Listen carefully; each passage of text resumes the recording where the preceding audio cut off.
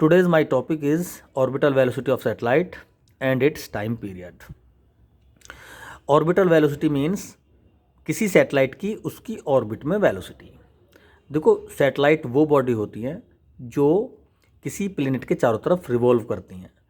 जैसे moon earth की चारों तरफ कंटिन्यूस रिवॉल्यूशन करता है।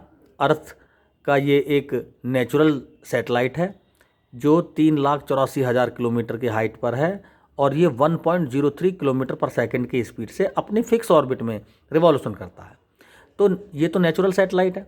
कुछ आर्टिफिशियल सैटेलाइट्स होते हैं जो कम्युनिकेशन सिस्टम में काम आते हैं, जैसे टेलीविज़न के सिग्नल्स और ये मोबाइल माइक्रोफोन। तो इनके सिग्नल्स को जो एक प्लेस से दूसरे प्लेस पर ट्रांसफ़र करने का काम करते हैं, तो इनमें सैटेलाइट का एक बहुत इम्पोर्टेंट पार्ट प्ले होता है। ठीक है, इन्हीं के अंदर डिवाइस होती हैं, रिसीवर, रिपीटर्स, ये ट्रांसमीटर्स इसके अंदर लगे होते हैं। तो इसको क्या करते हैं साइंटिस्ट, अर्थ की किसी सरफेस से लॉन्च करते हैं। ठीक है, और लॉन्च करते हैं तो ये अपनी ऑर्बिट में प्लेस्ड कर दिए जाते हैं और कंटिन्यूअस अर्थ के चारों तरफ रिवॉल्यूशन करते हैं। तो ये कैसे सैटेलाइट हैं? ये हैं आर्टिफिशियल सैटेलाइट। तो ये कैसे लॉन्च होते हैं, अपने ऑर्बिट में कैसे प्लेस्ड होते हैं, और है ना, तो इनको हम किस तरह से समझेंगे। तो इसको समझने के लिए हमें कुछ पॉइंट्स लिखे हुए हैं। एक तो सेंट्रीपिटल फोर्स, दूसरा फोर्स ऑफ ग्रेविटेशन, और तो तीसरा Newton's first law of motion. ये 3 पॉइंट हमें इसको समझने के लिए क्लियर होने चाहिए। ठीक है, तो भाई सेंट्रीपिटल फोर्स क्या होता है? जब कोई बॉडी किसी सर्कुलर पाथ पर मूव करती है तो सेंटर की तरफ एक फोर्स वर्क करता है। इसका मतलब ये हुआ कि अगर कोई बॉडी रिवॉल्यूशन करना चाह रही है तो समझो उसको सेंट्रीपिटल फोर्स की ज़रूरत पड़ेगी। ठीक है, जैसे हम किसी मोड़ पर मुड़ते हैं तो हमें अर्थ के फ्रिक्शन से सेंट्रीपिटल फोर्स प्रोवाइड होता है। जैसे इलेक्ट्रॉन न्यूक्लियस के चारों तरफ घूमता है तो यही सेंट्रीपिटल फोर्स कहाँ से मिलता है उसे? न्यूक्लियस और इलेक्ट्रॉन के बीच इलेक्ट्रोस्टैटिक फोर्स से। वैसे ही जब कोई सैटेलाइट किसी अर्थ के प्लेनेट के चारों तरफ रिवॉल्व करता है तो ग्रेविटेशन फोर्स से उसको सेंट्रीपिटल फोर्स प्रोवाइड होता है। ठीक है, तो ग्रेविटेशन फोर्स से सेंट्रीपिटल फोर्स, जिस समय सेंट्रीपिटल फोर्स मिल जाएगा तो बॉडी सर्कुलर पाथ पर रिवॉल्व करने लगेगी। तो देखते हैं जरा। देखो, ये कोई सैटेलाइट है जिसकी अर्थ की सरफेस से h हाइट है। ठीक, साइंटिस्ट क्या कर रहे हैं, इसको h हाइट से लॉन्च कर रहे हैं, सॉरी अर्थ की सरफेस से इसको लॉन्च कर रहे हैं। तो इसको कोई फिक्स वेलोसिटी देंगे अर्थ की सरफेस से। ठीक है, और ये सैटेलाइट रॉकेट की हेल्प से किसी हाइट पर जाएगा। तो जैसे जैसे हाइट बढ़ेगी उसकी पोटेंशियल एनर्जी बढ़ेगी, लेकिन काइनेटिक एनर्जी घटेगी, कंजर्वेशन ऑफ एनर्जी। और काइनेटिक एनर्जी घटते घटते किसी h हाइट पर जाएगी। जैसे जैसे ये सैटेलाइट अर्थ से दूरी पर जाएगा वैसे वैसे Fg ग्रेविटेशन फोर्स घटता चला जाएगा। ठीक है, एक कंडीशन में ऐसा होगा। देखो, सेंट्रीपिटल फोर्स तो सेंटर की तरफ काम करता है एक्चुअली, लेकिन सेंट्रीपिटल फोर्स के अपोजिट सेंट्रीफ्यूगल फोर्स भी काम करता है। एक कंडीशन ऐसी आएगी, ये जो सेंट्रीपिटल फोर्स है ये सेंट्रीफ्यूगल फोर्स के बराबर हो जाएगा, लेकिन डायरेक्शन अपोजिट होगी इसकी फोर्स की। तो नेट फोर्स क्या हो गया? नेट फोर्स 0 हो गया। तो जब किसी बॉडी पर नेट फोर्स 0 हो जाता है तो न्यूटन फर्स्ट लॉ ये बताता है कि वो बॉडी अगर रेस्ट में है तो रेस्ट में रहेगी, मोशन में है तो मोशन में रहेगी। लेकिन ये बॉडी जो है ये तो लॉन्च की गई है तो ये तो मोशन में है, और नेट फोर्स हो गया 0, तो ये तो मोशन में ही रहेगी ना। और साथ में इसको सेंट्रीपिटल फोर्स भी मिला हुआ है mv²/r, जिसका अपोजिट डायरेक्शन सेंट्रीफ्यूगल फोर्स कहलाती है। तो इसका मतलब ये हुआ यहाँ पर इस पॉइंट पर इस सैटेलाइट पर नेट फोर्स 0 हो गया, इसका जो एंगुलर मोमेंटम है वो कंजर्व हो गया। तो ये अगर मोशन में है तो मोशन में ही रहेगी, क्योंकि मोशन में ही है इसलिए ये ऑलवेज मोशन में रहेगी, क्योंकि सेंट्रीपिटल फोर्स भी काम कर रहा है, क्योंकि सारा का सारा Fg किस में कन्वर्ट हो गया? सेंट्रीपिटल फोर्स में। तो ये घूमेगी। तो अब हम कह सकते हैं कि ये जो सैटेलाइट है अब ये एक फिक्स पॉइंट पर इसका एंगुलर मोमेंटम कंजर्व हो गया और यहीं पर ये घूमेगा एक फिक्स रास्ते पर। इस रास्ते को क्या बोलेंगे हम? इसकी ऑर्बिट बोलेंगे। ठीक है, तो हम इस कंडीशन में लिख सकते हैं कि भाई ये जो फोर्स ऑफ ग्रेविटी है यानी ग्रेविटेशनल फोर्स है ये किसके बराबर हो गया? सेंट्रीपिटल फोर्स के। और इसी कंडीशन को अप्लाई करके हम इसकी वेलोसिटी फाइंड करेंगे, जिसे हम ऑर्बिटल वेलोसिटी कहते हैं। तो भाई Fg क्या है? Gmem/r², और Fc क्या है? mv²/r। r क्या है यहाँ पर? आर है ये आर ई प्लस एच, तो ये हो गया आर, एम से एम कैंसिल और ये एक आर कैंसिल, तो ये बन गया यहाँ से G M E upon R के प्लेस पर लिख सकते हैं आर ई प्लस एच, और यहाँ हो गया वी स्क्वायर। ये वी क्या है? ऑर्बिटल वेलोसिटी, इसको हम वी नॉट कह सकते हैं, और V naught is equal to G M E upon R E plus H का अंडर रूट। ये आया आपका ऑर्बिटल वेलोसिटी का एक्सप्रेशन। इस एक्सप्रेशन से क्लियर है जैसे जैसे एच हाइट बढ़ेगी सैटेलाइट की ऑर्बिटल वेलोसिटी डिक्रीज होगी, ठीक है। तो भाई जो मून है वो बहुत ज़्यादा हाइट पर है, तो उसकी वेलोसिटी 1.03 किलोमीटर पर सेकंड होती है, लेकिन ये सैटेलाइट जो आर्टिफिशियल होते हैं बहुत कम हाइट पर होते हैं, तो इनकी वेलोसिटी ऑर्बिटल वेलोसिटी बहुत ज़्यादा होती है ना। तो यहाँ पर वी नॉट क्या है? ये ऑर्बिटल वेलोसिटी। वी नॉट क्या है? इसकी ऑर्बिटल वेलोसिटी। इसको वी की जगह वी नॉट लिख सकते हैं, क्लियर। तो वी नॉट क्या है इसकी? यहाँ ऑर्बिटल वेलोसिटी। अब हम ये जानना चाह रहे हैं कि इस पॉइंट पर इसको सेटअप करने के लिए हमने यहाँ से कितनी स्पीड दी होगी इसको। तो ऑब्वियसली हम इस फॉर्मूले की मदद से इसको काउंट कर सकते हैं।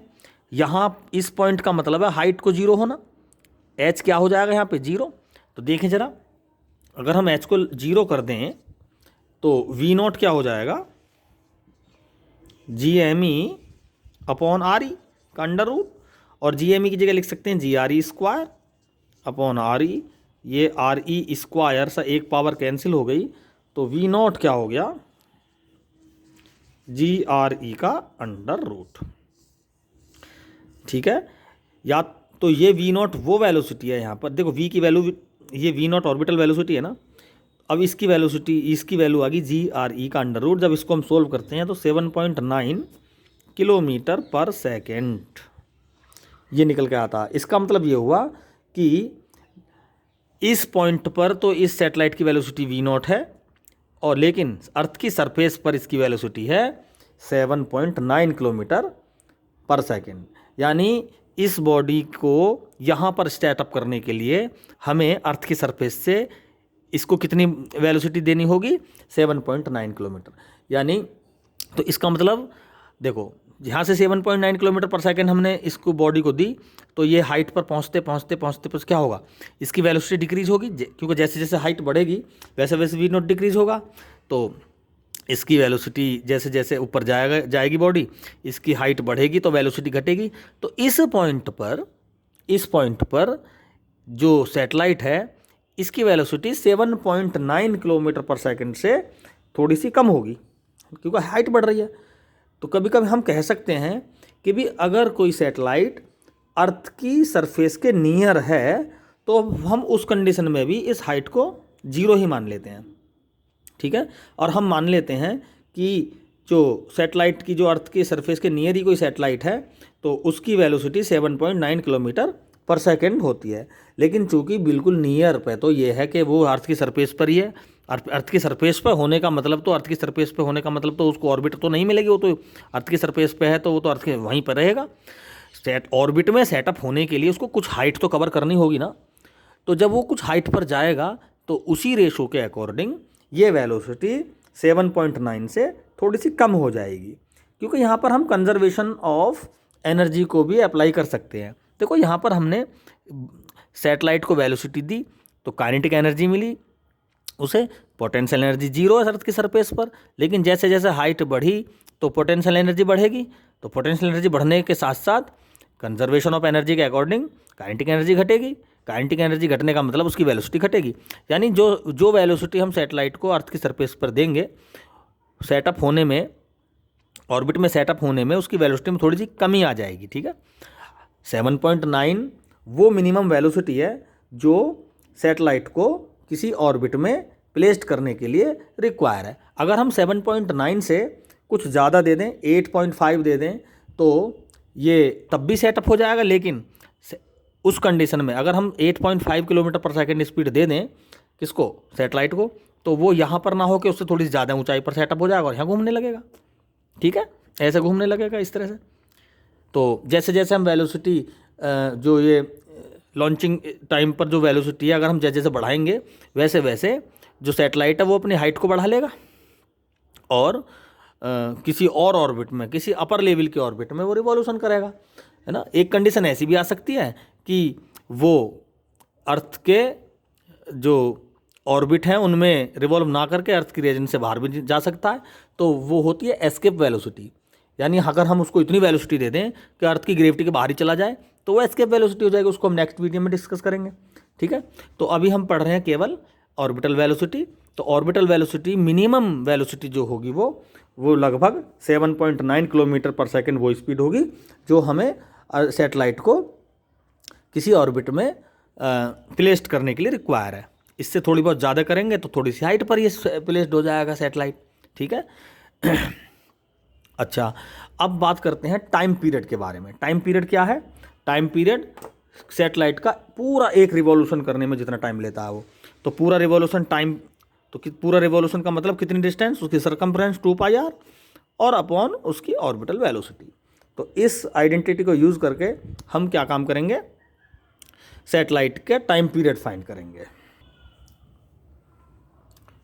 तो t इजिकल टू क्या हो जाएगा, 2πr की जगह RE+H लिख देंगे और V0 की जगह GME अपॉन RE+H का अंडर रूट, ठीक है। ये RE+H ऊपर जाके 3/2 में चेंज हो जाएगा, तो हम लिख सकते हैं कि t इजिकल टू 2πRE+H की पावर 3/2 अपॉन GME। यहाँ से और लिख सकते हैं, हम चेंज कर सकते हैं, 2πRE+H की पावर 3 अपॉन GME। क्लियर? तो ये हो जाएगा अंडर रूट में। तो ये टाइम पीरियड का फॉर्मूला आ गया एच हाइट पर। लेकिन अगर हम नियर टू अर्थ सरफेस करें तो लगभग एच को 0 कर देंगे, तो t इजिकल टू हो जाएगा 2πRE³ अपॉन GME की जगह GRE² और ये आपस में कैंसिल, तो t is equal to 2πRE upon G। इसको सोल्व करते हैं तो 84 मिनट लगभग इसका टाइम पीरियड आता है, ठीक है, 84 मिनट आता है। तो अगर h हाइट पर है तो टाइम पीरियड के लिए हमें ये फॉर्मूला अप्लाई करना होगा टाइम पीरियड फाइंड करने के लिए, अगर h गिवन है, ठीक है। तो अर्थ की सरफेस के नियर h को हम 0 मान लेते हैं। h को 0 का मतलब वो अर्थ की सरफेस पर स्थित है तो घूमेगा ही नहीं। लेकिन कोई बात नहीं, अगर h को हम नेग्लिजिबल करते हैं तो टाइम पीरियड पर ज़्यादा फर्क नहीं पड़ता। जैसे हमने V0 फाइंड किया, V0 7.9 किलोमीटर पर सेकेंड होती है ऑर्बिटल वेलोसिटी अर्थ की सरफेस के नियर, यानी h बराबर 0 है ना। अर्थ की सरफेस पर हमने 7.9 किलोमीटर पर सेकेंड स्पीड अगर लॉन्च करेंगे तो इसका मतलब ये है कि h हाइट पर जाके उसके वेलोसिटी में बहुत कम डिफरेंस होगा, तो हम वहाँ पर h को लगभग 0 के बराबर कर सकते हैं, ठीक है। तो अर्थ की सरफेस पर 7.9 किलोमीटर पर सेकेंड स्पीड होती है ऑर्बिटल वेलोसिटी, लेकिन अर्थ की हाइट पर 7.9 से थोड़ी बहुत डिक्रीज़ ही होगी, लेकिन फिर भी हम उसको इक्विवेलेंट मान लेते हैं। तो यह है 7.9 किलोमीटर पर सेकेंड, मेनली इसमें ऑर्बिटल वेलोसिटी बतानी थी जिसको लॉन्च करने के लिए मिनिमम ये वेलोसिटी रिक्वायर होती है। Thank you.